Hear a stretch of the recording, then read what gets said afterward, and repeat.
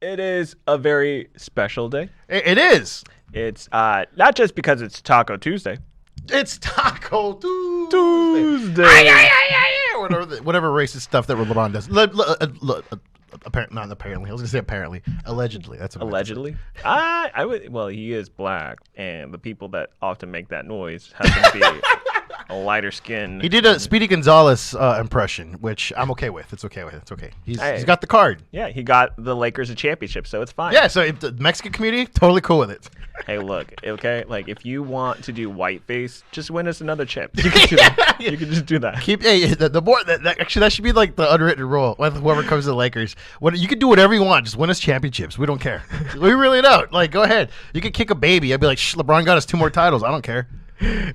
Lakers in 5. But, of course, as I send out that tweet, it is a very important day because this is the second year where we celebrate Kobe Bryant's birthday, and he is forever immortalized into Laker and Los Angelinos' hearts because he passed away, of course, in January of 2020, and this has been a hard pill to swallow.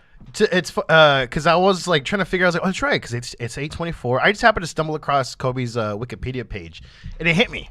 It actually hit me when I saw his birth date to his death date, and it hit me. Like, I was like, wow, he's really gone. Like, it still doesn't feel like he's gone. Yeah, he's like gone. And it was just one of those things where I was like, yeah, you can't see him again. You can never see his presence in person, like in a physical form. You can never see him again. That blows my mind because he's everywhere. Still. Yeah. I mean, dude, have you seen them? There's the murals. Yeah. There's a map of it across the world. How crazy is that? And there's like a purple dot in every continent. Yeah. Like you can look and follow the coast of like the western coast of Europe and just see like purple dots all around. I'm just wow. Which, I mean, like I was thinking about this the other day. Like it's, I mean, of course, those who die young kind of get more immortalized because they're, tragically taken too early. So I don't know if that really kind of like jumps him up in front of all the other, like, quote unquote goats and, the greatest of all times and all that. Like if Jordan passed away at an early age, would we see the same, like kind of like parallel between with Kobe? Like would we see the same reaction?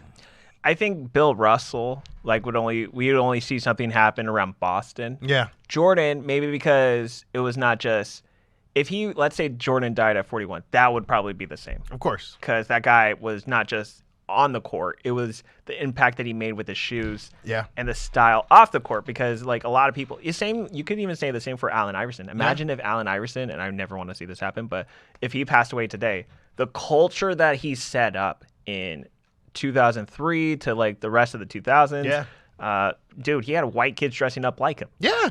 Iverson. Remember? Yeah. There's photos that pull it up right now. There's like a little white kid where like with a little drawn mustache, a goatee or whatever. He had like chains, cornrows. Cornrows. He was like, "Come on, man." So it's his fault for white rappers, is what you're saying? Yes, exactly. Eminem is exactly the byproduct of Allen Iverson. It's like Ted Lasso, like the whitest show on all of TV. Ted Lasso, they did a bit about Allen Iverson's practice spiel and like played it just for laughs. By the way, they played that. So apparently it's like in May when his anniversary was, and I like listened to the full speech.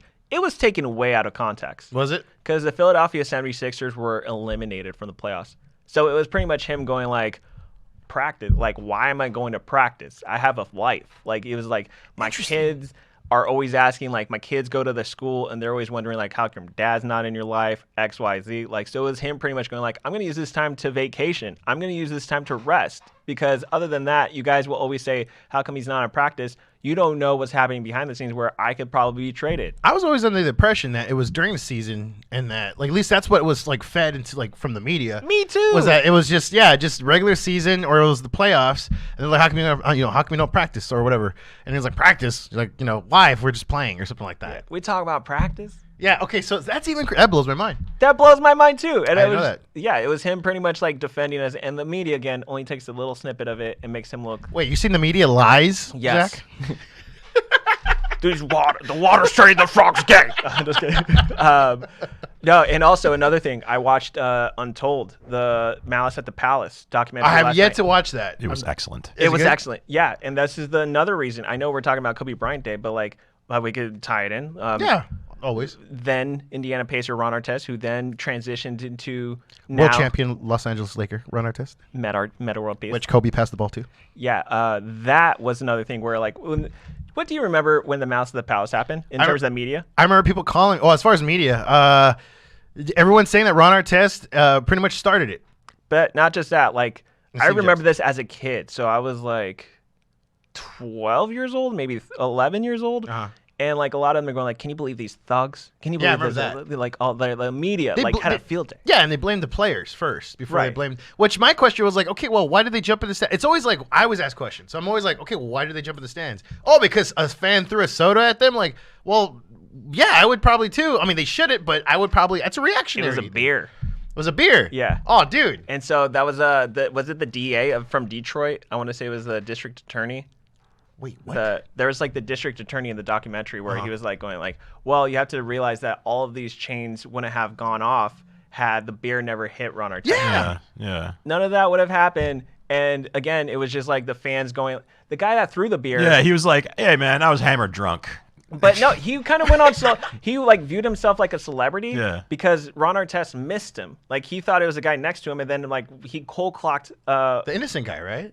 No, like well, Meta hit him, but then like the guy when he wasn't looking, he sucker punched Meta. Okay, I remember that. Yeah, because I remember that like angle, or I remember that footage. So he was like doing television interviews, going like, yeah, you know, like what else do you want to do? Like he didn't think it was gonna be like arrested or like charged at all, and then he ended up getting battery. So Okay, so he did. Yeah. So did he do some time or just fined? I'm pretty sure he got time. They just mentioned that he got charged later in the documentary. And like banned at least. Yeah, banned for life Banned from for the life. arena. Yeah. Same with the guy that stepped onto the court and tried stepping up to Ron Artest. Now, how stupid or drunk? How drunkenly stupid, really, can you be when you like try to stand up to Ron Artest? And so the cops, there were like 3 cops in the documentary that were talking about it, Yeah. and they were saying that they pretty much said something to the effect of how like, yo, this was going to be their last night anyways because of past complaints.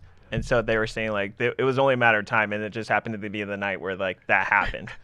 What a way to go! Yeah.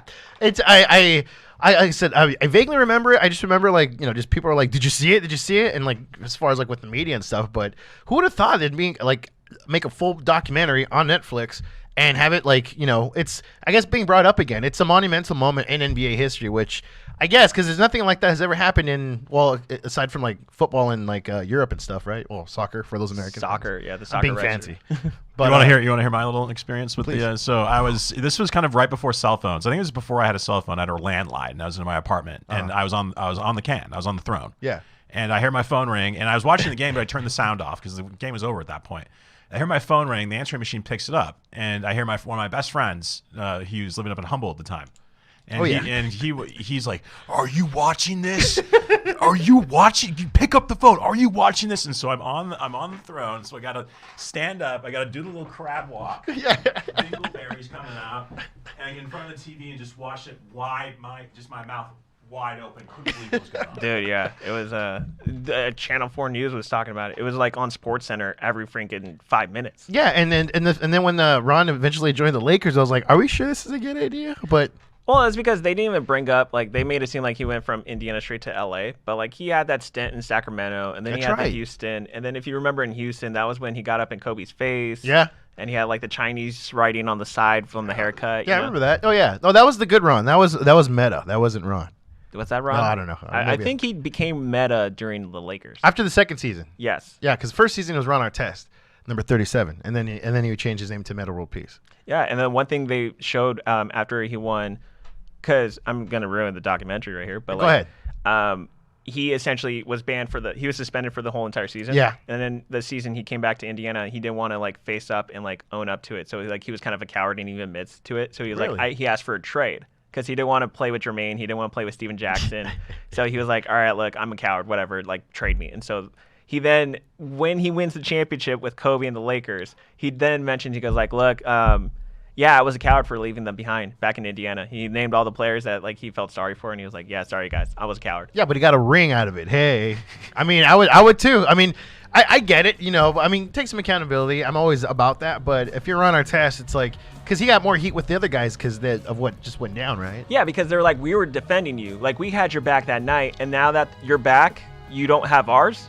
Oops. Oops. Oops. Hey, got your ring though.